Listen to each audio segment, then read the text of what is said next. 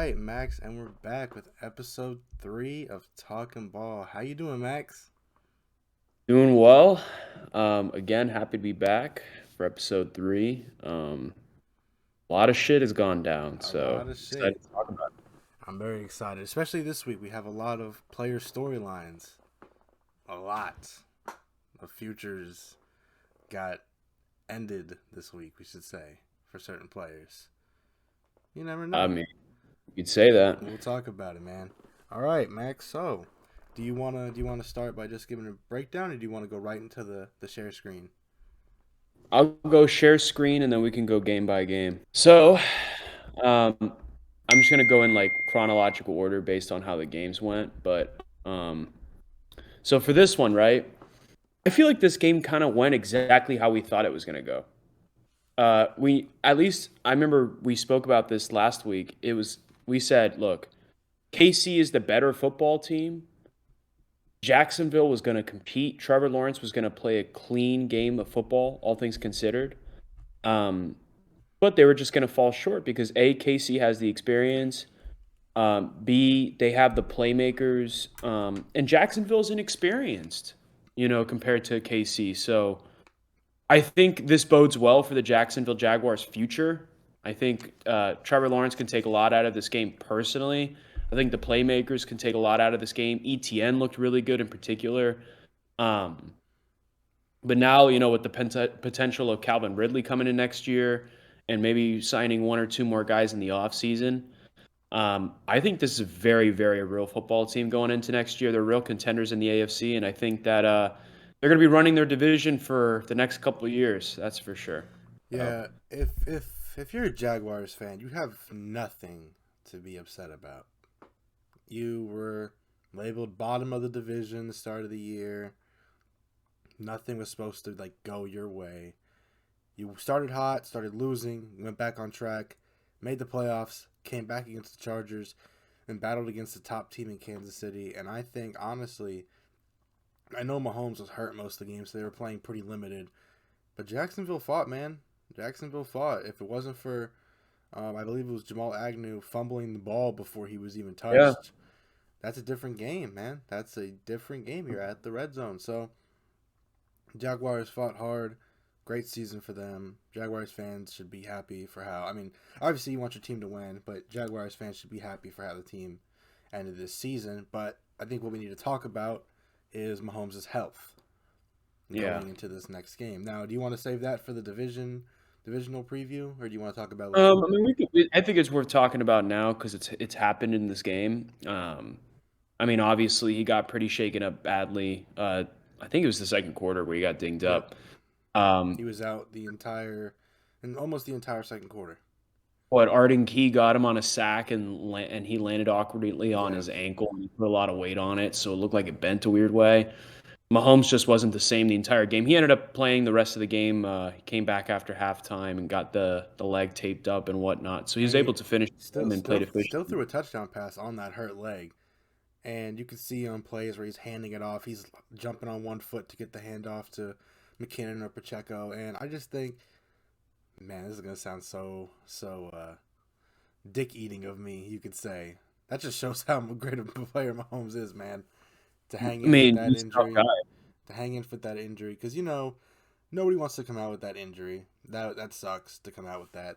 And they said it's a high ankle sprain, nothing more. So that's good. That's like that. I mean, it's not good to Well, be all things injured. considered, at least it wasn't like he tore something, Yeah, but that's best case scenario for what people thought it could have that's been. a serious injury. I mean, Hmm. if you ever dealt with an ankle sprain, I mean, I've never dealt with one to that level of severity, but that's a serious inconvenience. He's going to be wearing a walking boot all week. Yeah, Um, like put that into perspective. Like he's not going to practice all week. and I'm There's gonna be no way. honest. Don't put Mahomes. I know it's gonna sound crazy, and we can get into it divisional. Don't put Mahomes in harm's way of this Bengals game if he's gonna be the quarterback. Most likely He will. playing. I have no Yeah, doubt he's going to play. I have no doubt he's playing. But like, you can't put him in position to throw the ball 30 times in the game and stuff, or 40, 30 plus times. You gotta, I know you're playing a hot team. You got to be safe with Mahomes now. You're risking, if you get to the Super Bowl, what happens if you get there and he's hurt? You know what I mean? And you play I a mean, what's team. going to save him is he has a little bit of a break between the divisional games and the That's Super Bowl. true. That's true. But you'd be But playing a team. still, though, I mean, You, that's you'd tough. you'd be playing an Eagles D line who's got 4+ 10 sack players, and then or San Or the Francisco or the Niners. Niners exactly. So you want to keep Mahomes safe, but there's not much more to talk about with this game. If you want to move on to the next game, Let's do the next game. the next game, Next game. next game. All right, Max. I mean, listen, I'm an idiot for taking the Giants, with all due respect, because like I went in thinking they were going to keep it competitive. Maybe they don't win, but they're gonna, they haven't won in Philly in God knows how long. Like Let's 11 years, compete. I think. But at the same time, I'm also not going to be an ass because, to be fair, they overperformed all year. They had an incredible season. I think you could argue. I mean, you're the fan. I mean, did they not have an incredible year this year? I mean, come You, you on, want you want me to give my little spiel real quick? go for it. I Go won't for make it. it long, I promise. Go for it. So we'll start off with way back to last year around this time. We cut a player by the name of James Bradbury, who I loved. You know I love James Bradbury. Yeah, you always like And them. I need to get this out. I need to clear the room real quick because people are pissing me off on the internet. The Giants did not want to cut him. Fans did not want him gone. It wasn't a leave thing. It was a we have no money. We could not pay our rookies up front. Someone had to be cut. And unfortunately, James Bradbury had the only contract that was cuttable. Leonard Williams has one of those crazy contracts. Kenny Galladay has a contract with we're taking like a 20 mil cap hit if you cut him. James Bradbury is the only cuttable player, unfortunately. Fast forward to now, James Bradbury is a number 2 corner on the Philadelphia Eagles, covering a bunch of wide receiver 3 and 4s. That's the story. It wasn't going well the whole game. Everybody was shut down, and like I told you over the phone a couple minutes ago, I think Daniel Jones played the best he could have played. Even if it was a bad performance, it's the most he could have done. What do you spot? You can't make many reads when you have pressure in your face instantly. Evan Neal looked atrocious. The D line and O line for the Eagles just bodied the Giants completely. Yeah. Jalen Hurts didn't have to do much. Jalen Hurts was clean all night. I've said this over and over. The Eagles are the Warriors of the NFL, man. They have talent at every position. I thought the coaching for the Giants was a bit underwhelming. You're playing 10-yard off coverage on multiple third and shorts, giving A.J. Brown and Devontae Smith, Dallas Goedert easy 3-yard first downs. You're leaving, and I understand why you're playing a little farther back, but there's a point you have to be aggressive. You're not the talented team to win this game. You have to play aggressive, and you have to go at the Eagles and make them make plays. You were giving them 4 or 5 yards every play. So, the Eagles are a better team. We know that. I'm very happy how the Giants season went. It was definitely a great season, even though it ended in my worst way possible, losing to the Eagles in a blowout. The only way I wouldn't want to lose, and that's how we lost. But overall, the future is bright for the Giants. Brian Daboll is great. It's interesting to see who they're going to bring back next year, which is kind of going to my next topic before we go on and praise the Eagles for how great they were. Saquon Barkley declined a $12 million offer extension today. $12 million a year. A year. Yeah, it's $12 million a year. And I don't know where that leaves him. He says he wants 16 mil Christian McCaffrey money. And deserving so. He had a great year. He had over 1,500 yards. Does he deserve it? The injury history. Taquan said he's had the injury history, so he understands his market, but he also knows the player he is. Then they also have the issue with Daniel Jones. You can't franchise tag him because it's a $40 million franchise tag. You're living on $55 million cap this year. What are you going to do? Well, I'll tell you what I would do if I were the Giants. Let's hear And it. I don't think you're going to like this answer very much. But look, I know I said last week that I think DJ is safe. I still think, if I'm being honest, I think is going to be the Giants quarterback next year for sure. Whether that means he's on the tag or he signs an extension, we shall see. But he will be the quarterback. But what I would do, let them both walk. I would let Really? them both walk. And because what you do is, I understand you just made it to the playoffs, made it to the divisional, looked good while doing it, with the exception of this game, of course. And there's a lot of stock with with Dable, but I do think there's a lot to build here, especially with your defense. I think your defense is legit, and I think they're just going to get better and better. Well, let me stop you there. The defense has legit players. It also has legit holes like linebacker. I'm not Something. saying it's perfect, but I'm No. saying that I think the players that are there are just going to get better, and I think you can fill in those holes Hmm. pretty easily. Um, that being said, I do think the offense is not holding up their own. They're part of the bargain, and I think there's an opportunity here to get a guy like Derek Carr, who I think is a significantly better quarterback than Daniel Jones in every way, shape, or form. I know he had a bad year. Um, I get that, but Derek Carr, you could have argued last year was a top 10 quarterback in the league. And I don't think that's an unfair argument to make. So I think if you put him in the right situation with the right coaching staff, he could be very successful. And I think, to your point about Daniel Jones right now, he doesn't have the weapons, right? He doesn't have the protection is going to get better because those are young guys who are just going to improve every year. So I have no questions about the O line. Actually, it's really like the skill position players out wide for him. I mean, Isaiah Hodgins is a decent player, but the fact that he's your number one, we have a problem. So if it were me, trade for Carr. I don't think you have to give up a first for doing that. I don't think the market is that high for Carr. Although I think there might be a team or two that might be desperate enough to give away that pick, especially if they don't land a rookie. Fortunately for the Giants, a lot of the teams that need quarterbacks do have high draft picks this year, so they might just decide to, draft a quarterback. So theoretically, I don't think you have to give up first. He's already on a long-term contract, so you don't have to sign him to a massive extension either. You can keep him for 2-3 years, and he'd be good. And he's going to be paid a lot, but I don't know if he'd be paid more, or if anything, he'd be roughly paid the same as as if you were keeping DJ. But he's a better player, so to me, it's a better deal. And then instead of re-signing Saquon, you could go out and draft Bijan Robinson, who I think could be just as good or potentially better than Saquon Barkley. And you could also theoretically go out and sign some wide receivers in free agency, or perhaps even draft some later on in the draft, or you could play around with those players. You could even, I don't know, tag Saquon and trade him for some more trade assets or some more draft picks rather. I don't know. I mean, I'm sure there's a market for that. So that's what I would do personally. I know the Giants aren't going to do that because you can't. I mean, that would be unfair to DJ in a way if you don't bring him back at least for another year. But at the same time, the reason why we're even having this conversation is because the Giants didn't take his option to go into the season. Let's not forget that. They had a team option on him, a fifth-year option, and they declined it because they didn't have hope in this guy. They know this guy is not a very good quarterback.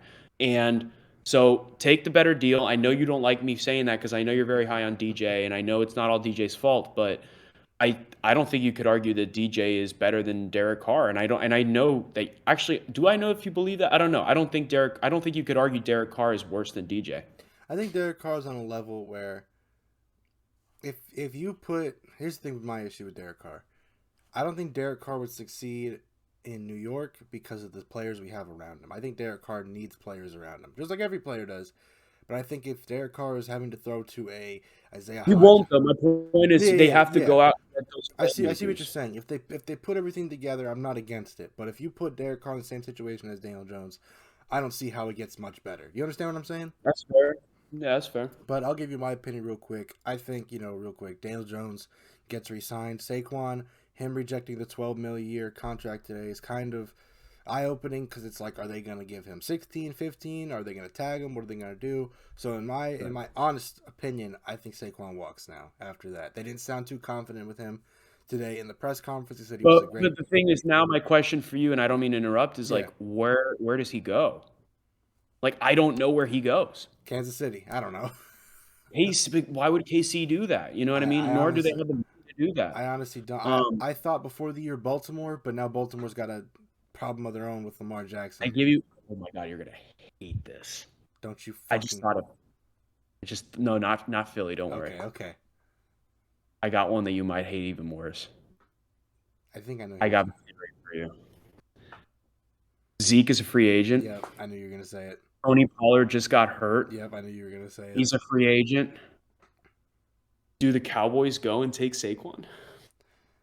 Hey, let's just Dude. say, hey, here's the thing. They got an O-line. Do the Cowboys get Saquon Barkley? They have an O-line to block for him, and they sure as hell have money. I mean, just throwing that out there. I mean, I don't know if that would happen, but I see it. I'm not gonna lie. I see it. Again, actually I have one team for you. Not named Dallas, although I think Dallas would be interesting. And this is so obvious, I can't believe I didn't even think of it. The Finns! The Finns! We need a running back, dude. Mostert's decent, but I think the Finns would actually give him his money. I actually think the Finns would give him Do you 15 guys, mil a year. you guys have money? I don't know your guys' cap issue. Not money. I mean, Okay. now, again, I'll tell you what we need to do. Byron Jones out of here. Byron Jones, get out of here. Sabian Howard, get out of here. If you listen, there right now it would be tight, but you get rid of one of those guys, which I think they're inevitably going to do. If Saquon's available, I think the Finns would inquire and give him I his think money. Saquon is gonna. I don't want to say he's gonna test the market, but I think something's gonna happen where they don't reach on a deal immediately, and he's gonna want to see the free agent market. I thought Saquon on the now, Finns, now, bro. I think he could, in the end, come back to the Giants, but I think him declining that deal today is like, no, I need my 16 mil. So that makes me think they're not so pushy about giving him the money, and then he'll test the market. So we'll leave it at there with Saquon because free agency's coming up in like a month or Saquon two. to the Dolphins Now let's talk with about Tyreek. let's talk about the team that scored 38 on the New York Giants. Yeah, let's talk about him. Let's talk about the unstoppable running game that is the Philadelphia Eagles. Just look at that. Sanders 90, Kenneth Gainwell 112, and it just didn't stop. And then if you could scroll down to the receiving, Max, I think Goddard may have been their leading receiver. Devontae Smith was.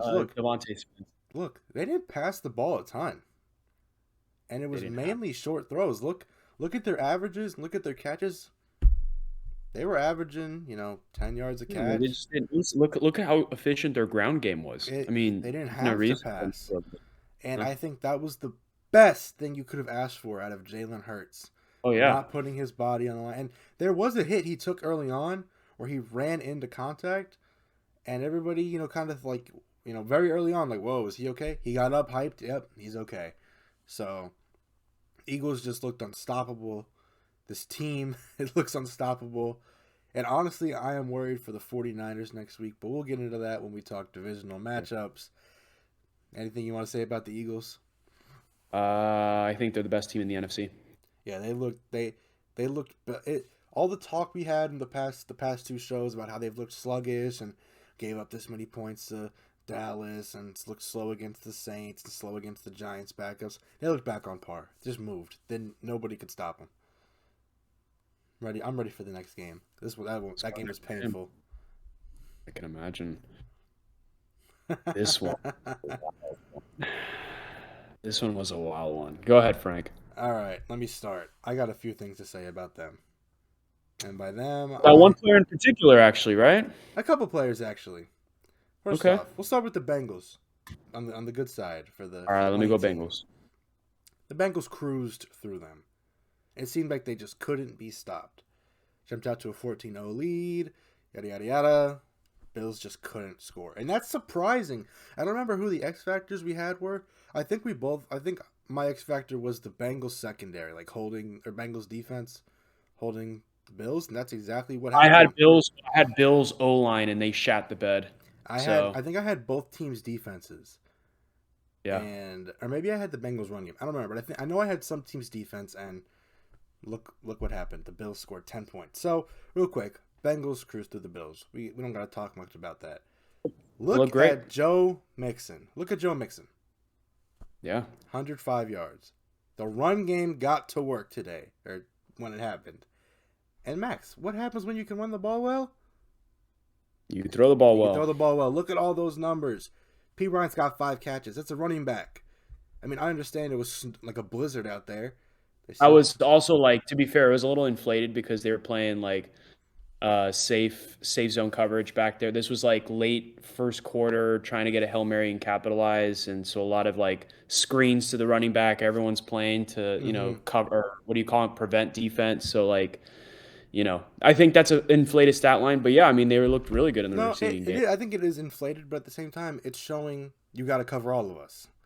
And as much as we've trashed the Bengals all year, I'm happy they're finally doing it. We're eating those words pretty significantly. But it's like a good thing though. Like it's like you're finally learning football, and you're showing everybody like, hey, we can do this. telling you, once again, I'm going to keep repeating this point and watch. They're going to win a Super Bowl this year because I'm saying this. The best thing that could have ever happened to Joe Burrow was Jamar Chase being out for a month. Yeah. Honestly, the best thing that could have happened. And again, I don't mean that in a facetious way against Jamar Chase. It's more that Joe Burrow developed as a passer to such a degree Joe Burrow because he since realized the he has other weapons he could throw to. Joe Burrow since the injury has just looked like a different player, and That's what I'm it's saying. been great. As a Joe Burrow LSU fan, it's been awesome to see Joe Burrow play great. And I mean, yeah, it was crazy snowing. He passed for 242 and 2 touchdowns, but it was clean. It wasn't a messy game from Joe him. Burrow played an incredibly efficient, clean game of Yes. football. Literally played as perfect as you would like him to play. Now, let's flip to the other side on someone who hasn't been playing clean football. First off, before we hop onto this, I'm going to actually give credit to somebody I never will ever give credit to again. Who's that? Eli Apple. Mm. He actually played well. Even though he talked his shit and called Stephon Diggs a crybaby and was talking all this smack, he played well. Yeah. I will say, for once in his life, he redeemed himself after getting cooked by Demarcus Robinson against the Ravens last week. He played well against Stephon Diggs when he did. So, that's what I'll say. Josh Allen, we have to talk about him, Max. I am tired of Josh Allen getting free passes from everybody around the league. Oh, he's top 3. Oh, he'll get it together. He'll do this and that. No, I'm done with it. Oh, he hurt his shoulder. His shoulder got hurt 8 weeks ago or whatever. He threw 2 picks before he hurt his shoulder against the Jets. He's been bad. And by bad, I mean he's been top 5, but the bottom top 5. He hasn't been good. He's done things to win his team games. Sure, he's done plenty of things to lose his team games. Fumbles. He had a fumble today, or I keep saying today. It's not today. It was yesterday or whatever. He had a fumble that was called back on like the whole. Did you see it? It was like the tuck rule thing where I know what you're talking hit about. his arm. That's a fumble. So we're gonna chalk that up. You fumbled. You got bailed out by the refs. Interception. Whatever, man. 42 passes, 265, 0 touchdowns. He had a rushing touchdown from the 1-yard line. It wasn't one of his crazy Josh Allen run around plays. He scored from 1 yard out. Okay. You have no run game. The Bills have no run game. And I think that honestly hurts what I'm about to say with my points with Josh Allen of him looking bad in a lot of these games. You put everything on Josh Allen to be good. And when he's not good, things go to shit. Look what happened last week against you guys. They're up 17-0. He's giving you guys the ball back. He's giving the game away. I don't understand what's going on, and I'm not trying to make this comparison the way it is. Brian Daboll leaves. He cleans Daniel Jones up. Daniel Jones still isn't, the greatest. He cleans Daniel Jones up. Josh Allen loses Daboll. I almost cursed. He's a freaking disaster. Reckless turnovers. You've already cursed a couple times in the video. Yeah. I was about to go crazy. He's a reckless disaster. Turnovers everywhere. Sure, Josh Allen puts up 300-yard, 400-yard games with 3 touchdowns. What about the people say, oh, the fumbles? There's some of them sometimes they're drop snaps or they're bobbled balls. It's a fumble. It's costing your team a down. Oh, this and that. Josh Allen, he has to be held accountable at this point. Stephon Diggs is fed up. 4 catches for 35 yards. Where has he been in the playoffs? It's been Gabe Davis more than him. I don't know, man. I'm just really fed up with the Josh Allen gets a pass every time he does something wrong. Oh, he'll fix it next year. It's been, 4 or 5 years, Max? This guy's been in the league. I think it's the same issue, but it's beyond Josh Allen. I think there's one elephant in the room, and we're not talking about it. When was the last time they've had an efficient run game? Remember when Josh Allen was, his first 2 years in the league, wasn't he the leading rusher for the Bills? Pretty sure. He was? I'm pretty sure. You want me to look it up? He was? Do you want me to I don't think we need to, but I know for a fact he was at least either his first or second year, if not both. I believe both. I will look it up while you're talking. That being said, Josh Allen has not had an efficient run game since the moment he stepped onto the football field at the professional level. And I think that is negatively affecting him. And bigger picture, it's negatively affecting Buffalo.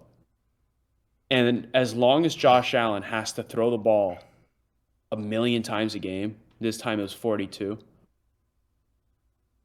how do you expect him to play a clean game of football? How do you expect him to be efficient when all teams have to do is scheme for the pass? So the fact that they get away with it speaks speaks so highly about his level as a player. Because He he was should be by the way. suffering. He was, right? He was he. It was him at 6:31, and then Sean McCoy at 5:14. That's what I'm saying. Like, if you gave him a competent running back room, he would be 5 times better. And that's scary to think about. So I don't put this all on him. I also put it on the fact that he hasn't suffered, like, how do I word this? The fact that it hasn't led to more disaster over the course of his career is a testament to just how good he is. And I'm not Because saying he's honestly, bad. I'm just saying I'm this not saying year. you are. By the way, Yeah. I'm not saying you are. Okay. I'm just saying the fact that he hasn't suffered more in his play because of the fact that he's never had a run game is insane. Because most other quarterbacks that had such a dire run situation like he does, they would have the worst stat lines ever. Nor would they go far in the playoffs at any I point. agree. And that's So why I think if he's good, I was gonna say that's why I say he's still top five. He's still up there with the best of the best. But those plays where he turns it over and he plays reckless, I think it's him trying to do too much because okay, because this team doesn't but have it's a run because they don't game. have a running game. You They don't remember? have a running game. I know this was so long ago. Do you remember the Packers game? We talked about this. They're in the red zone twice. He throws 2 picks. You go up 2 scores, you blow them out of the water. People But haven't run. Frank, if he had a running back in those situations, he could have ran the No, ball. I know, and it's just like I know I'm giving him a lot of shit. I just think it's I'm not saying you are, but I'm saying like you have to realize literally this is the reason why he's playing poorly. It's no. It's literally because have you noticed it's mostly in again, he'll have the odd, interception throwing the ball down the field. That happens. He's a gunslinger. yes. But I'm saying like those really bad picks, like the ones against the Packers, against the Jets, okay? That's because he has to throw the ball in those situations. If he had a run game, he wouldn't have to throw the ball in those situations. He wouldn't have to force the ball. So these guys need to do everything in their power. Here's another team for Saquon Saquon, Barkley yep. potentially. Okay, this is a team that needs to again. I believe Devin Singletary is a free agent. Let him walk. Gone. James Cook is going to get better, so you keep him around. Okay, but he's never going to be your starting running back. Get the hell out of here. Okay, he's not going to be your starting running back. You go out and get a Saquon. You go out and draft Bijan. You go out and I don't know, maybe go for Josh Jacobs. One of these running backs. Go spend some money on a solid, if not superstar running back that's established themselves in the league. None of these like boomer bust, low round. Oh, well, maybe he can burst for a big play every now and then. Like no Naeem Hines type players anymore. You need a bruiser. You need a guy that can get yards on his own because the fact that Josh Allen hasn't had an effective running game since he literally has been in the NFL. He's been in the NFL for what, like 4 or 5 years, if not more. 2018. I mean, come on, man. Like, go get a running back. You're gonna see how he's already a great player. He's just gonna elevate to an even higher level by having that fallback option. Yep, I So I agree. think that's their number one hole, period. Yeah, I mean, I know I just blasted the hell out of Josh Allen, but I do agree the run game not being there doesn't help a thing.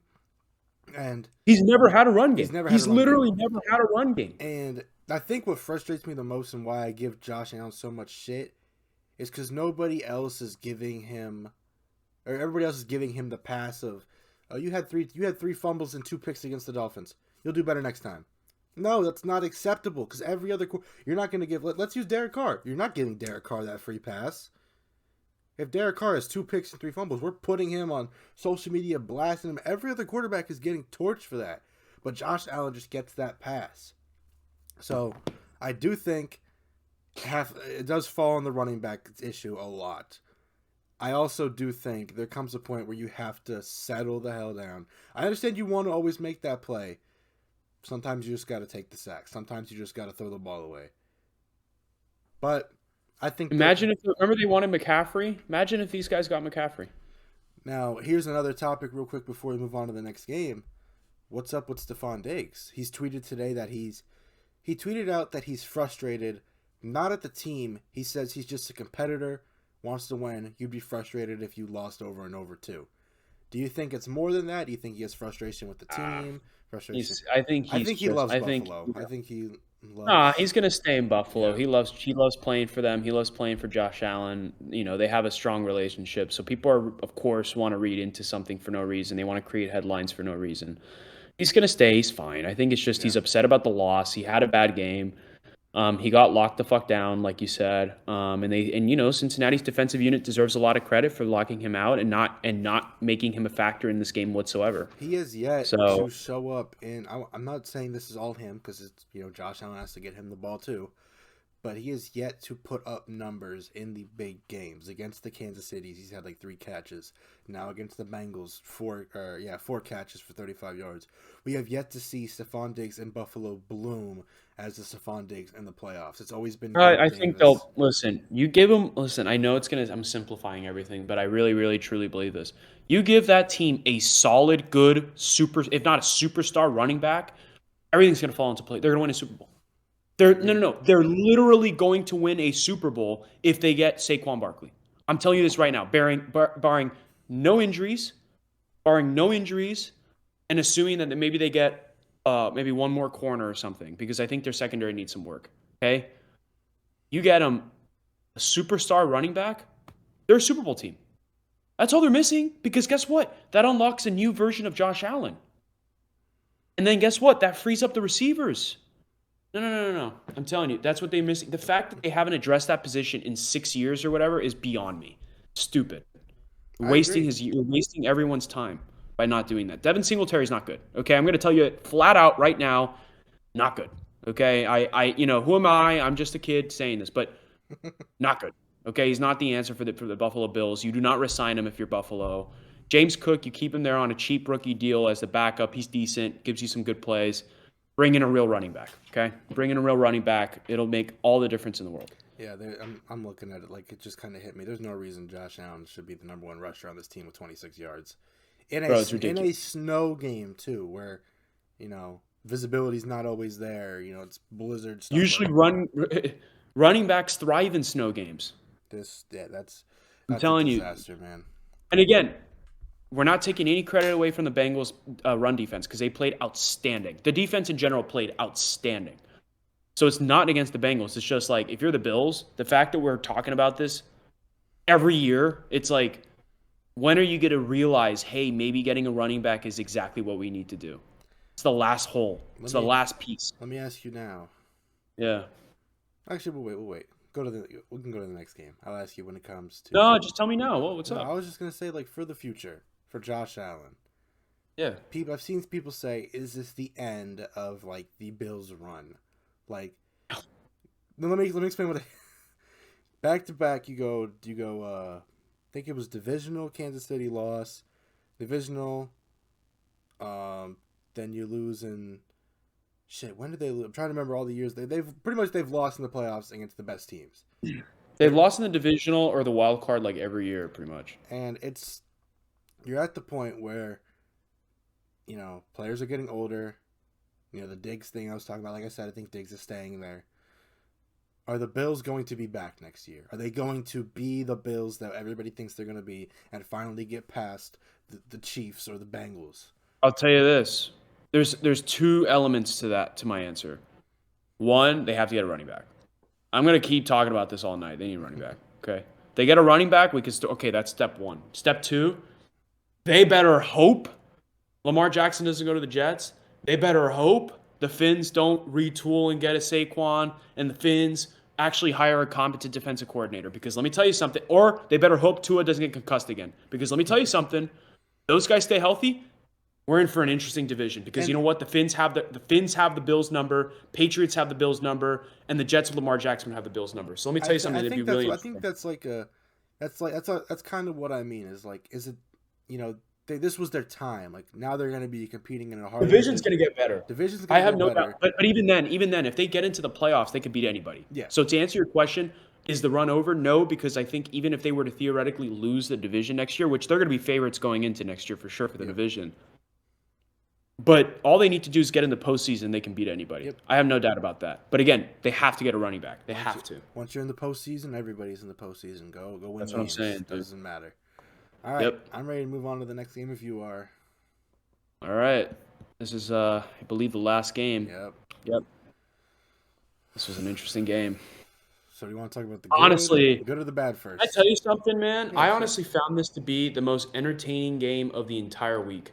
It was a very, I would say anticlimactic game, but it was very it always kept you on your toes because of one team. It was such a defensive battle. Classic playoff football. And you're just whoever. I know it sounds dumb. It's whoever scores last is gonna win because the other team or whoever. That sounds dumb. Whoever scores is gonna win, but it's that's how the game was. The defenses on both sides were playing great, and if it wasn't for credit to what's his name, the Cowboys kicker, hitting his field goals, we wouldn't be having this conversation about Dak Prescott because they would have been out of this game because they couldn't score. He got them in. He made 2 field goals. I mean, listen, Marr did his job at the end of the day, so credit to him. But I'll tell you this, dude. Again, this game, if you're talking tempo, I'm not going to go into player analysis quite yet, but just big picture, 2 very similarly constructed teams, 2 elite defenses, and 2 very, very talented coaching staffs going at it. And I think overall the better team won, but this is exactly how I anticipated this game going. I mean, I had the Cowboys winning, so that part I got wrong, but I did think that the game flow would be like this, very defensive, low scoring, etc. But I'll tell you this, Dak Prescott's not good. I don't care what anybody says. Dak Prescott is not the answer. And the thing is, and we spoke about this on the phone earlier today, there's no way Dallas moves off of him because that contract, I just, don't see it there being a market for him. Like, if you're Indy, okay, I'm thinking of quarterback needy teams. Okay. Indianapolis is going to draft a quarterback this year. If there's one thing that the most confident thing I'm the most confident in going into this draft is that Indy will draft a quarterback. Whoever it is, I can't tell you who it will be, but they're drafting a quarterback because they're done with the veterans. So Indy's out of the market. Who else is quarterback needy? Tampa Bay's not going to trade for Dak if Brady leaves. Why would they do that? To inherit that contract? Hell no. They might even draft a quarterback or they'll go for Carr. They're not going for Dak. Who else? No chance he goes anywhere in the division.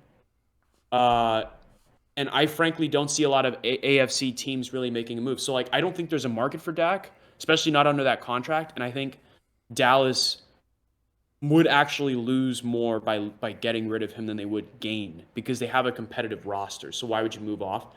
But he's not good. He makes too many stupid mistakes.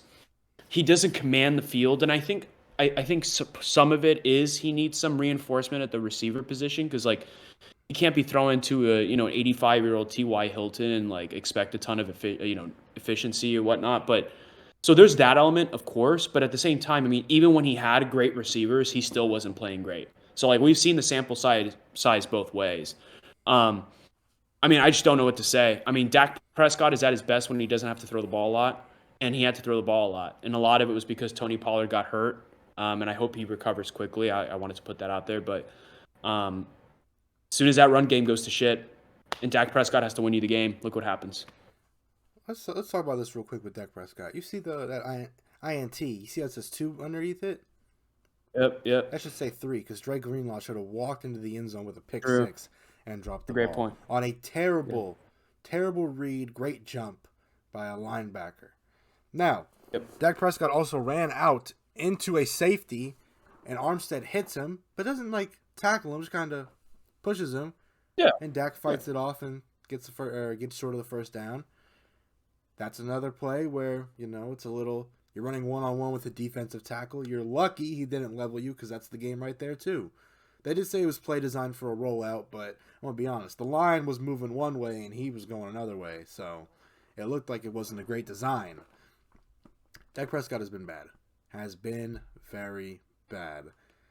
And we're going to touch on the Niners offense because I don't think the Niners offense was as great as they could have been in this game. They're going against top 5 a great defense. NFL, And you could say the same for Dallas, but Dak Prescott lost them the football game. He looked very poor, and I thought when they scored early on to Dalton Schultz, I was like, damn, maybe Dallas has kind of like found their. No, they didn't find nothing.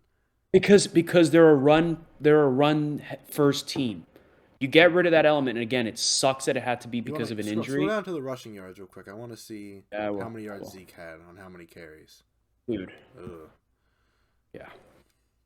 That's Buffalo Bills-esque right there with a way better run. That's literally that's what happened. I mean, again, they're going to your point earlier, 2 really strong defenses. So like you have to acknowledge that and understand that, these offensive, their numbers, both sides are, the players aren't going to have great numbers because of that. But at the same time, I mean, like the reason why I'm going after Dak is because if you looked at the way the football game was going, Dak had every opportunity to at least put them in a position to either tie the game or even win it. Yep, agreed.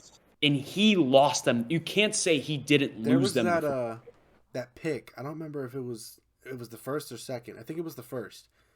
Michael Gallup is running a comeback route. Sloppy comeback route. That DB is 3 yards in front of Michael Gallup. And Dak still threw that football. No, dude. I mean, I'm glad I'm not a Dallas fan because I would have been there was a lot, okay. It looked like the 49ers player, I can't remember who picked it off. It wasn't Ward. But the 49ers guy looked like he was the receiver. He ran the route so perfect that it was such a sloppy route. And I'm like, why are you? I understand maybe he's looking one way and he throws back immediately to kind of like a read and then throw it on the break timing kind of thing.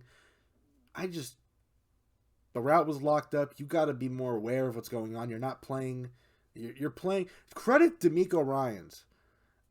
I didn't even know he was that great. Like I knew he was a great player. I had to watch him play against my team as a Philadelphia Eagle. I didn't realize how great of a defensive coordinator he's been for the 49ers. Yeah. Like, I understand, like, when they had Robert Saleh, great defense. And I've kind of always thought, okay, this team's been, like, a great defensive team always. We've always known that about the Niners. They've always built their team around defense. But credit him, man. He's been awesome. And he's probably going to get a head coaching job. And you know how I feel about defensive coordinators getting head coaching jobs. I'm not much of a fan of it. But he's been great, man, and he schemed the Cowboys perfectly, shut them down in every way possible. No run game, no pass game. And now we'll flip to the other side where we were going to talk about the Niners. The Niners, if it wasn't till the end, you were kind of sitting there like, damn, are the Niners, like, lost? Like, what's going on with them? They locked up McCaffrey. They played great. The Cowboys played great to their credit against the Niners. And that's what made me think, like, DeMeco Ryans is putting on a great defensive performance with this team. They're playing great. Fred Warner's covering receivers down the seams, playing great defense. And I'm like, no way this team loses this game. And in the end, they figured out a little bit of run game, got it together. Some great plays by Kittle. At the end of the day, the better team won. But if it wasn't for, Dak Prescott making silly throws, I think that we would be talking potentially of a game that might have, at the very least, been an overtime game. Yeah, I fully believe that because now that more than I'm thinking about it. That was the game. Listen, the 49ers, although they had a great defensive game, they gave Dallas opportunities to come back. They did. And Dak Prescott failed. Did they muff the kickoff or muff the punt? And they muffed the punt.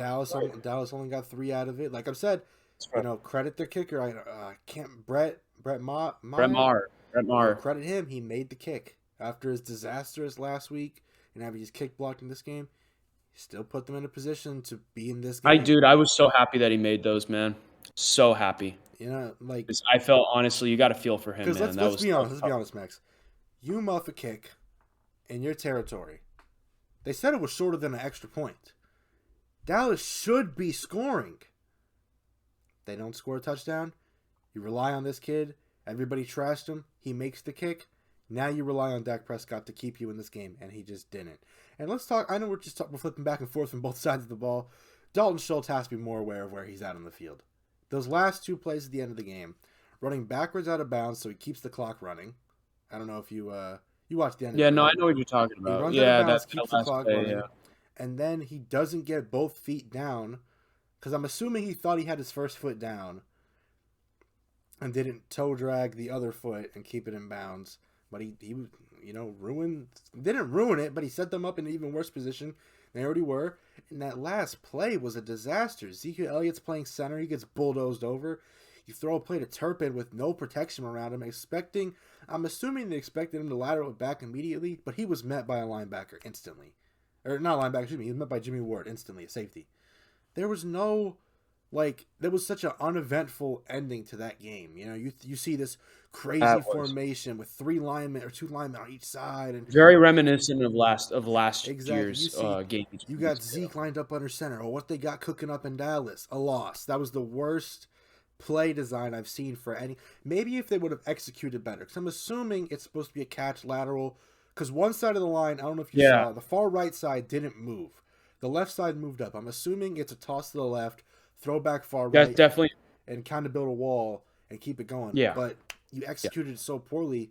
Well, I think T.Y. Hilton or Turpin caught it over the middle, just got leveled. You're not winning games like that. And that's not Dak's fault. That's not Dak's fault. But everything else. I mean, that in particular wasn't Dak's fault, but I mean, again, I was frustrated watching it. I'm not even a Cowboys fan. Yeah. Actually, I'll be honest, I don't really particularly care for the Cowboys. But watching that as a football fan, you're like, dude, they're giving you every opportunity to come back and make it at least an overtime game, and you're just making the wrong reads.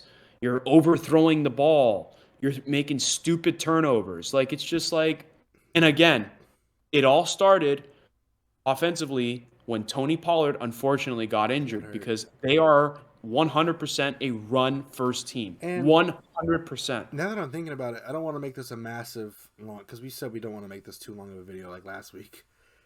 What does that do for Tony Pollard's offseason now? He's going in with an injury. Yeah, I feel so bad for the guy. That's the worst. I mean, I'm not trying to label it like he's not a person. That's the worst thing that you could happen, like an injury last game of the year, on a contract year.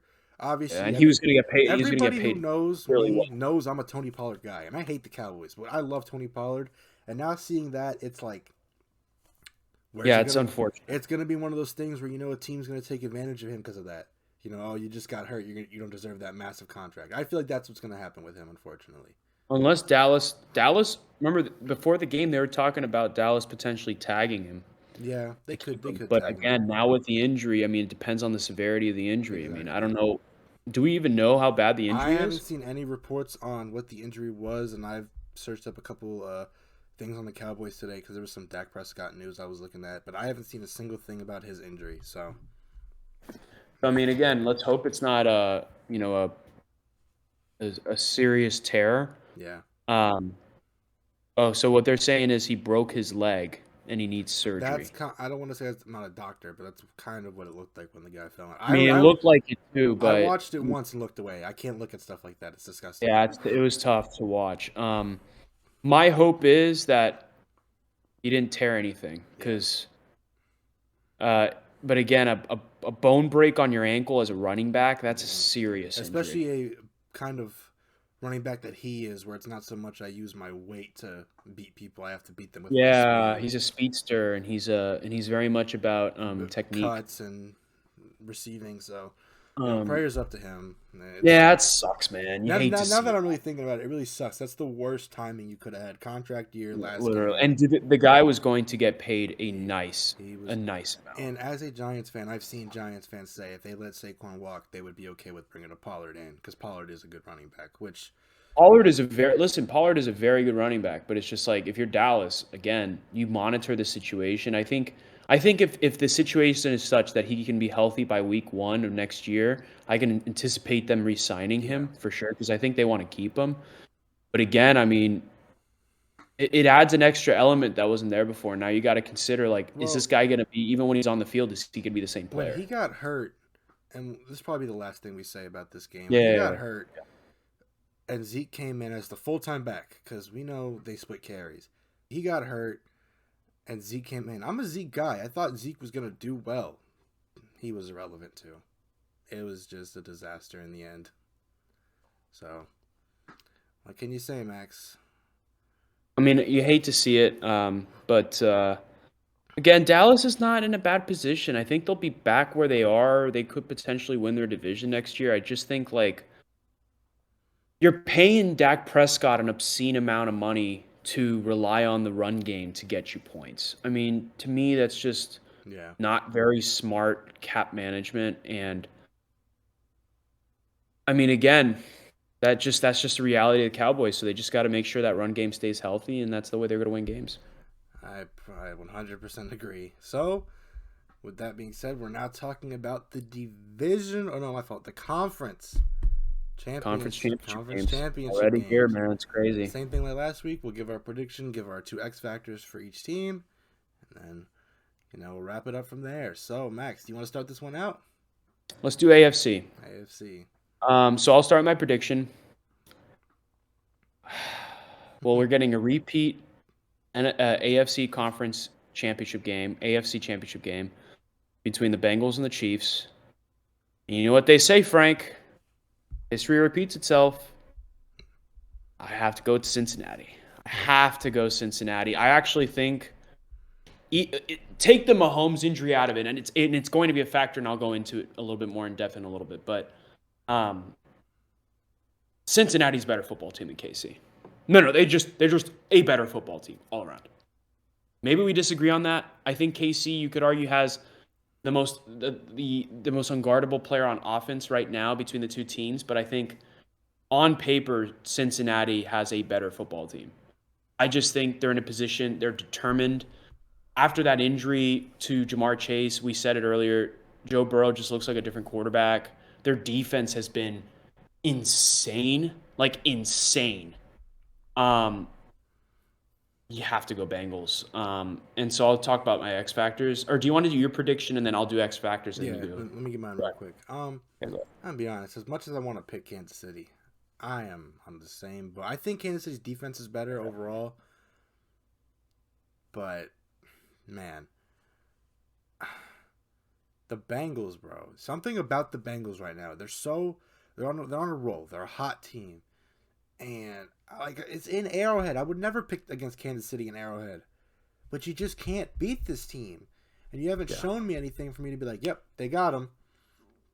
Like I don't want to use my team as an example, but the Giants going into Philly, we had that. Oh, they've played each other multiple times this year. It's a different team, and they got destroyed. I don't want to sit here and be like, oh, the Chiefs are a different team now. The Bengals are a different team. They're better. And I was saying this last week about the Jaguars game. If you watched all the Jaguars-Chiefs game, Travis Kelce was wide open on his touchdowns. And I told my dad, just put two people on him. I don't give a shit if Juju scores a touchdown. You keep leaving Kelce empty, one-on-one. You keep letting him beat you. Let someone else beat you. And I think the Bengals know that. And the Bengals are going to... The Bengals always do well against Kelce. That's what I think the Bengals know how to scheme against Kelce. And they're like, yo, let someone else beat us. And that's what's crazy. It's the Bengals of all teams. It's the Bengals. Cincy looks so much better than they did last year. See, last year we and said they made this. The Super Bowl. Last year we called them fluky because we believed it. Yeah.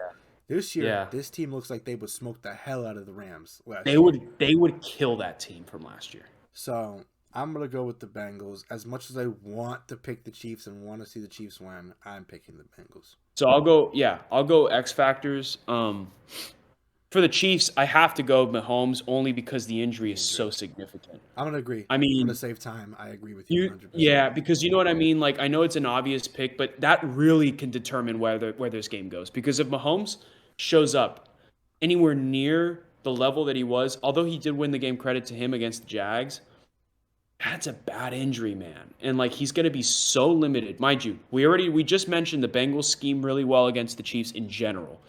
But now you're taking out Mahomes' ability to make plays on his own with his feet. Get a little. He won't be nearly as creative. He's going to be more reliant on the pass game than ever. I just don't think that's going to bode well for the Chiefs. So I mean, it depends on whether or not he can shake off the injury and do Mahomes and play like Mahomes. Which is again, that's a really tough ask, and that's a serious Now, injury.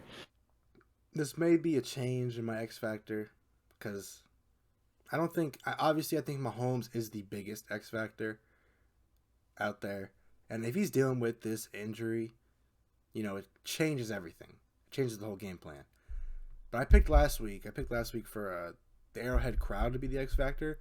I think that crowd is going to be double what they were last week. Because now, let's be honest, this is a rivalry. It might not seem like one because the Bengals always win it, but Kansas City does not like Cincinnati. They hate them. But I don't think Burrow gives a shit. No, I don't think Burrow gives a shit either. But I'm saying He's not affected by. Dude, the Bengals are not affected by it at all. That's why I think when you listen to a lot of games, it's a lot more quiet. But when you listen to Arrowhead, it's loud, it's pumped up. I think you're gonna notice it this week, and it doesn't matter. It's not gonna affect the Bengals. Yeah, and that's why I'm keeping Mahomes as my X factor because the difference between Burrow and no offense to Trevor Lawrence. Trevor Lawrence is young, first play. This is Joe Burrow. He just went to the Super Bowl. This is a different Joe Burrow now. Going into Kansas City probably won't phase him. So. T-Law will be right up there, bro. I think T-Law played fine for honestly being an Arrowhead. T-Law will be right there with Burrow. Just give him time. He's younger than Burrow. He's much younger than Burrow. So I'm agree with you with Patrick Mahomes is the Chiefs X factor. So Chiefs has to be Patty Mahomes, and then I'd go for Bengals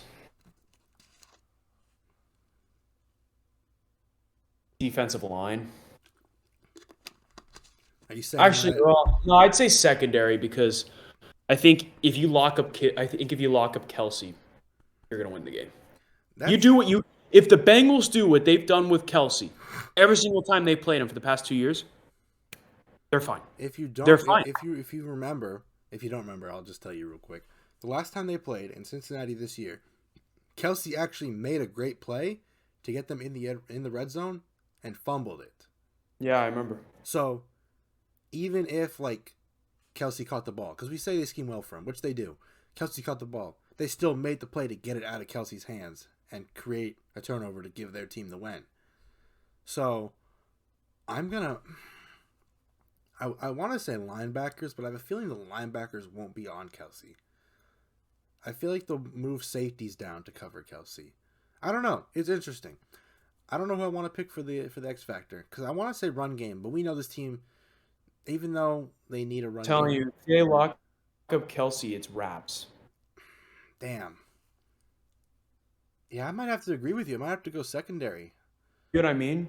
Yeah, if they lock up Kelsey, if it's like a one-on-one lockup, that's insane. But if you're putting 2-3 guys on him...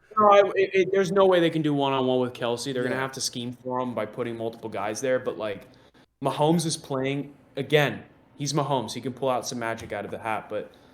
I mean, he was so reliant on Kelsey pre and post injury against the Jags that it's kind of it makes you feel like if you can scheme against Kelsey successfully, especially with the injury, that I think that pretty much dictates the game. Yeah, I mean, if you remember last year's conference championship, from what I recall, until the end of the game, Kelsey was kind of a non-factor. If I remember, I'm not. Do you remember what I'm talking about? Before half, Tyreek Hill went out on a bubble screen or whatever and got tackled at the 1, and then went to half, and then after that, the Chiefs' offense was just flatlined. It was done. I mean, I think it was just. Yeah, I remember it was day and night, but it was for me. It was more so Cincinnati's offense kind of just turned it up. In their matchup this year. Travis Kelce had 56 yards on 4 catches and 6 targets, which isn't terrible, but that's not a Kelce game. No touchdowns. So, yeah, man, I'm gonna agree with you in the secondary and scheming for Kelce. I don't know if even X Factor scheming for Kelce is just a thing. You just gotta shut Kelce down. You gotta make the other guys beat you, like I said. And there's no team in the NFL that's better at doing that. Has proven to be better at doing that than the Bengals. Right. Maybe the team needs to watch the Bengals film and figure out how to beat the Chiefs. That's what I'm saying. But if we're done with that, you ready to move on to the next game? Let's do the NFC Championship. This is going to be an electric game. This is going to be an electric game. I think it's going to be really close. I think it's going to be very similar to the Cowboys game. I think it's going to be gritty, defensive, almost at times, quote unquote, boring. But I think those are the best type of football games, especially in the playoffs. But I just think, we've been speaking very highly of the 49ers, justifiably so. They're a great football team. The Eagles reminded us last week, and again, I get the Giants are, they overachieved. The Eagles are a much better team. Again, I'm not dissing the Giants. I'm just saying, like, let's be honest. If they played a better team, it wouldn't have been nearly as big of a blowout. But um, that being said, I think the Eagles proved that they are just in general the best team in the conference, and I think, um, I think it'll be a really competitive game, but I think it'll be a similar situation to Dallas in the sense that it's going to be a one possession game, and Jalen Hurts is going to just make it happen. Um, and I think Philly, I think the Philly crowd is really what's going to will them forward. I think if this was in San Fran, I would be, although I'd lean Philly, I could definitely see the argument for, like, 49ers getting the job done. But I'm less convinced in Philadelphia. I think honestly, I know you say a lot about Arrowhead. To me, I don't think there's a tougher place to play in the NFL than Philly, if I'm being honest. I think Philly's a tough place to play at because it's the Arrowhead has the noise and the crowd and all that, but I think Philly's energy is just like everything is I just think against you. it's like you said, it's an energy thing. Like the noise for KC is, and I'm not saying they're not, these really tough fans that back the team. It's not what I'm trying to say. It's more like there is like a fear of the Philly fan. Let me You let know me, what I let me tell you mean? real quick. Let me tell you real quick. Max, I'll say this real quick. I've been to multiple Chiefs games, multiple games at Arrowhead. As a opposing fan, as a Giants fan, going in there, Chiefs fans are welcoming. They're kind of you that Danny Dimes of yours, and like you go to Philly, it's hostile. They don't want you there. That is their home. Philly brings this energy mixed with their players somehow, and of course Sirianni, as much as I don't like him, he's the douchebag coach that the fans and players love, and they just it's all like they all rally around each other. You know what I'm saying? That's what I'm saying. It's like I'm telling you, I really, really believe that Philly is the hardest place to play in the I NFL. don't want to compare this to the same situation, but you remember when Case Keenum led the Vikings? Oh, we just beat the Saints. We're going to Philly. Backup quarterback ran through in Philadelphia, rattled. Not saying Brock Purdy's going to be that way, but Brock Purdy hasn't played in a Philly yet. And here's one thing I will say. I know it doesn't matter that much. It's a daytime game for them. It's not the night game. You know the night games can be a little more electric than the day games. Yeah. But still, it's still in Philly, and Philly is crazy. And I didn't want to interrupt you while you were talking. The more and more I watched the Niners play, the more confident I felt that Philly was going to beat the hell out of them. I think Philly. I don't think you can. Okay, so although yes, I know we both agree on the Eagles. Um, I honestly don't think I don't look at the 49ers any less because of the Dallas game because at least in my head going into that game, the game went exactly how I thought, Mm-hmm. but the opposite team won, if that makes sense. Like I figured Yes. that Dallas was going to win in that type of game. Yes. I get But what you're so saying. to me, I didn't lose any stock on the 49ers. Here's what But I I here's just here's what think I'll that say. What I Philly. lost Go on ahead, go ahead, go stock. ahead. Dallas, like you said, the Niners gave them opportunities to come back in that game, and Dak Prescott, threw it away. If you give Jalen Hurts the opportunities to come back in these games, A.J. Brown, Devontae Smith, Quez Watkins, Kenneth Gainwell, Miles Sanders, Dallas Goedert, you can't let. The best thing about the best way to beat the Eagles is keep them on the sideline. You can't give them opportunities to be on the field. For sure. And if you have one of those mistakes, one of those bad drives, and you give Philly the ball, they score. You have another bad drive, Philly's up 14 now. Now you're already digging yourself out of a hole. And I think Philly is the kind of team that's not. We saw it in this game. I understand the Giants are a way worse team than the Niners, but Philly didn't slow down in the fourth quarter. They're still scoring. They scored. They made it instead of 31-7. They didn't take their foot off the gas. They kept pounding the rock. I understand the Niners are a way different team, but this is a team Philly will not slow down. They will not slow down for you. So I I again, I totally agree with everything you said. I'm just saying that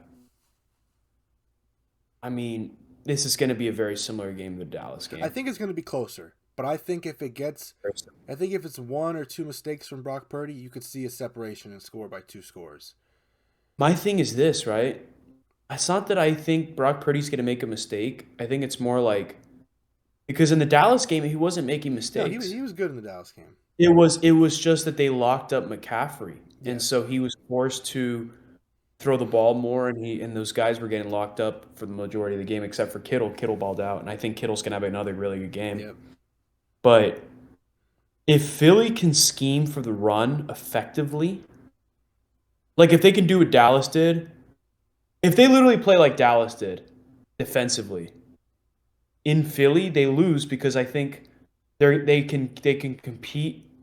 Okay, how do I say this rather? Okay, I completely botched that. What I'm trying to say is if Philly plays defensively like the Cowboys did, they win because of that well, A, because they're a slightly better team than the Cowboys, and B, because they're in Philly. I think that really, really matters. Yeah, I can And agree I with think that. so. I'm going to go Eagles just for that. Although I think the 49ers are going to make it really interesting.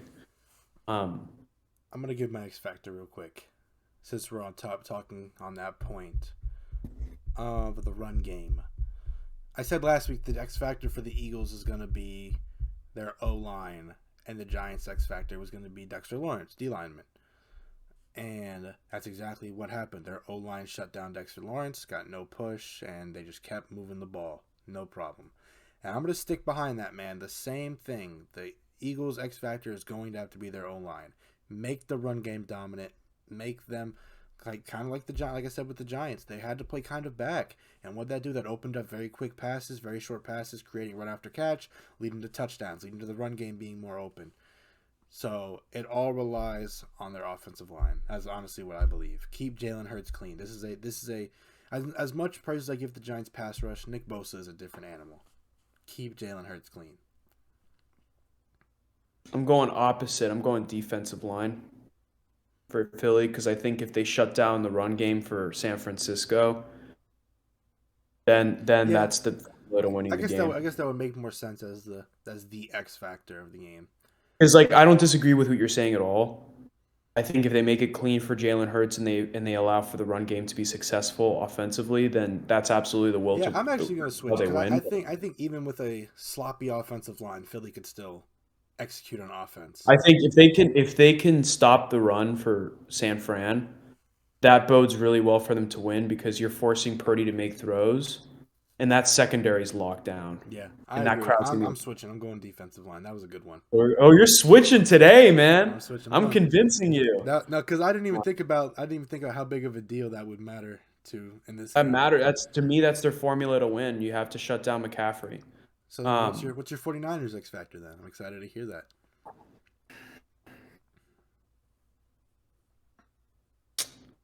Good question.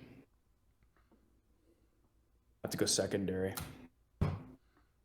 You want me to I tell have to you? go You want me secondary to tell you because I mine? think God. It's D'Amico Ryan's. Okay. What are you gonna scheme up to shut down Philadelphia? Well, you're just saying the defense as a whole. Yeah, I guess. I'm saying the defense, but more of not the players, the scheme, because you can have all the Yeah. talent. What happened with Micah Parsons? He's one of the most talented rushers in the world, and we saw versus Philly early on. He had too much to handle. They were running at him with three players, a swing pass, a handoff, and Jalen Hurts. What are you gonna scheme up? Not so that your players have to go to their max talent to stop Jalen Hurts, but to make Jalen Right. Hurts make a mistake. Right. So I'm going to go with D'Amico Ryans. I'm going to go with the scheme, not the defensive players overall. What we're going to see pre-snap, during the play, stuff like that. I think I have to go. I mean, I said You said secondary, but secondary. That's a good one. I because mean, I'm thinking about it because here's the thing, right? So assuming the secondary is successful and they shut down the receivers, if the run game is anything as efficient as they were against the Giants, even if it was like 50%, that they could still win the game. yeah, that'd be 100 So yards. I think honestly, it might be linebackers because Yeah, because I think if you can put a spy on Jalen Hurts, Because Jalen Hurts is going to try to make plays with his feet. He didn't do that a lot in the Giants game. They definitely kept him. Like I said, he had the He one but he play. showed flashes though, He especially showed early on. he He showed showed flashes. flashes. And I think it was kind of a sign of toughness, more like I'm not hurt. I can do this. I think they'll definitely do it a lot more in this game. Especially Fred Warner, Dre Greenlaw. Like I've praised them all year. Now you guys have to show up. This is the game for you guys. I agree with you. I'll still go. I go linebacker and secondary. D line not as much because I think Philly's O line is really good, so it's gonna be tough to get pressure on Hurts.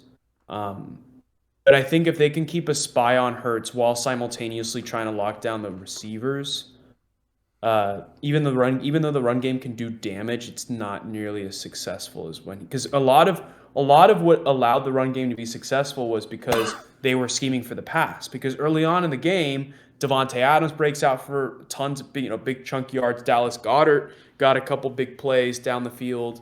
And so what happens? You guys started scheming for the pass, and then they just went run, run, run, run, run, run, run, run, run. So I think if they tried doing that, say, the 49ers scheme for the pass, if Philly goes for the run, I think the 49ers D line is good enough to stop the run to the point where it's not going to kill them. Yes. It's like a bend but don't break situation. So I would probably still go secondary because I think if it wasn't for those receivers making those big plays against the Giants, then they would not have won that game. Well, like I said, back to that game, you had third and short, and you're playing 10 yards off coverage. Like, you're scared at that point. You are scared of the pass. Yeah. And you're allowing quick first downs and stuff like that. I don't think that's what I'm saying. I think as much as I think the Niners linebackers could be the main X factor, I think DeMeco Ryans has to make the best scheme to get the ball in his team's hands as much as possible. To make Jalen Hurts. Because a lot of their offense, that's why I know I bash Sirianni a lot. That's why I bash him, because I think a lot of their offense is a lot of Jalen Hurts making decisions. A lot of their players making decisions. Not so much of coaching up and drawing crazy plays. It's just Jalen Hurts reads, handoff, pass, does what he has to do. Simple stuff. And if they could draw a scheme up in the 49ers to counter Jalen Hurts and have to make him make tough decisions rather than easy ones, I think it's a different game. So I'm picking the Eagles, though. Unfortunately. Bengals, Eagles, What Super a Super Bowl. And I hate to That would say be it, electric. if this is it, I'm rooting for the Bengals. That'd be electric. That's all I'm gonna say. That would be a fun. Now, if it's Bengals Niners, I'm not rooting for nobody. I love both sides. Let's go football. Yeah, they're two very likable teams. Yeah.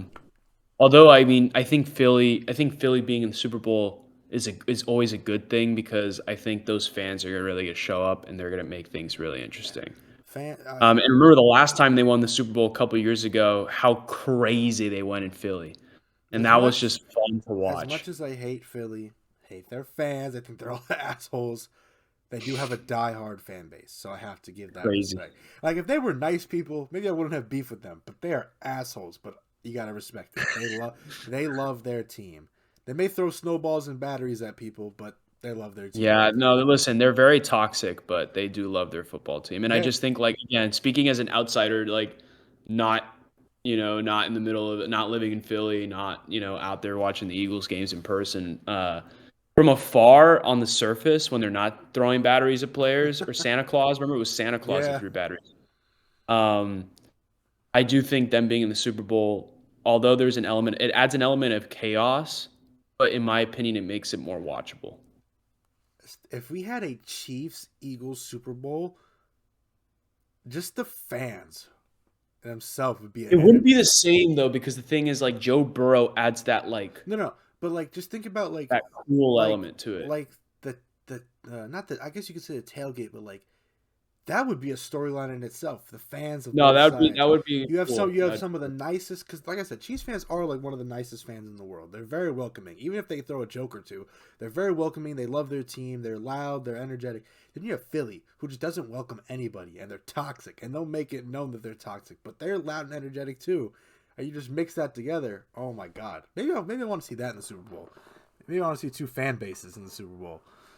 Well, because you know what it is? It's the Midwest. Midwest, they're nice people. Everyone's kind of like, It's very rural. People are happy and nice. And then Philly is like the complete polar opposite, super urban, Northeast, super toxic. So it's like a culture clash, complete culture clash. Yeah. One It's is suburbia, like corporate America. The other one is super and like rural, like cool country. You know what I mean? It's yeah, very different. very. Now we're getting off track. We're talking about fan bases. You ready to wrap this up, But yeah, I, Max? I mean, either way, I think we're set for a really entertaining Super Bowl, Yes. regardless of what the Regardless matchups of are. any of the teams, these are all teams I think this year you'd want to see in the Super Bowl. But even if we get a Chiefs 49ers rematch, I mean, Yeah. that's an awesome game. And I was telling Michael about this earlier, our good friend who's a Chiefs fan. I said one storyline they're going to say with the Chiefs Niners is the last loss the Niners had was the Chiefs when they got Christian McCaffrey in Week 7. Oh, right, that's right. That's when they last lost the game. So that's going to be a storyline. Is like how the team has changed since that point because it was a blowout. It wasn't a close game. But we'll wrap it up there since we're talking about next week's games and stuff like that. You can close the stream when you want, Max. All right, Max, that was fun. Episode 3. Episode 3. Episode 3. I hope you guys enjoyed this episode. Don't know if we'll have an episode next week. Well, we probably will, even though it's the Pro Bowl stuff going on. There will probably be some We could storylines. just start talking Super Bowl Yeah, there'll probably predictions. be some storylines and stuff to talk about. But I hope you guys enjoyed this video. Please leave a like, comment, subscribe, and peace.